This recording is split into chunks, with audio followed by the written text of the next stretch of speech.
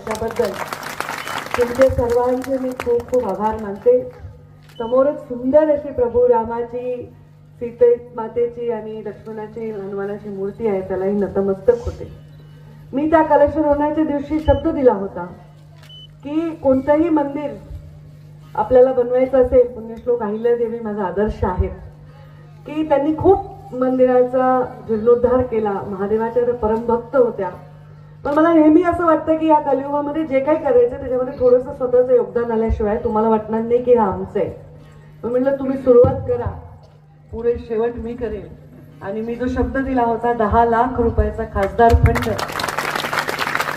मी लहान बहिणीला विनंती करून, माझ्या खासदार ताईंना नम्र विनंती करून, त्यांना म्हणजे विनवण्या करून आणला.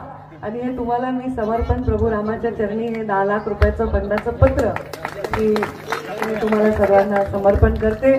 त्याच्यामध्ये रामाला शोभेल असं काम आणि रामाला शोभेल असं क्वालिटीचं चांगलं काम व्हावं आणि या मंदिराची देखरेख अशी सुंदर आपल्या सर्वांच्या हस्ते व्हावी, असंच या निमित्ताने मी आपल्याला सूचना करते.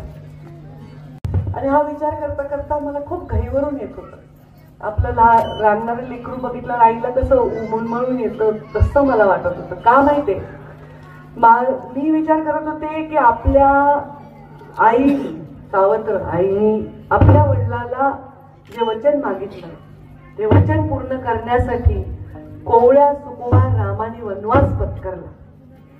मी विचार करत होते जीवनामध्ये वनवास भोगला, पण शरयू नदीच्या मध्ये स्वतःला समर्पण करून अवतार आपला संपवून त्रेतायुगातल्या सगळ्या राक्षकांचा नायनाट करून प्रभुराम गेले तरी वनवास त्यांचा काही संपला नाही. आपण किती अहंकारी आहोत माणसं. आपण विचार करतो की मला हे चांगलं नाही, मला ते मिळालं नाही.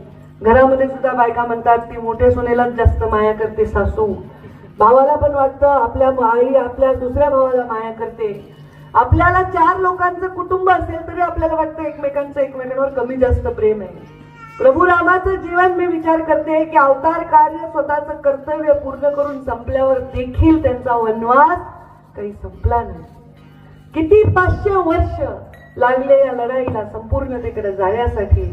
आणि प्रभू राम जे राजा आहे, महाराजा आहे आपल्या देशाचे, प्रभू राम जे आपला आदर्श आहेत, प्रभू राम जे आपल्या श्वासाश्वासात आपल्या कणाकणात आहेत, प्रभू राम त्यांना सुद्धा फाटक्या कागदाच्या तंबूमध्ये इतके वर्ष राहावं लागलं, फाटक्या कापडाच्या तंबूमध्ये राहावं लागलं. ते बघून जीव माझा कसावीस झाला. मी बघायले होते सगळं टीव्हीवर आणि मी विचार केला प्रभू रामाचा वनवास आज नक्की संपला. उद्या प्रभू राम स्वतःच्या महालामध्ये, स्वतःच्या मंदिरामध्ये, गर्भगृहामध्ये स्थापन झाले.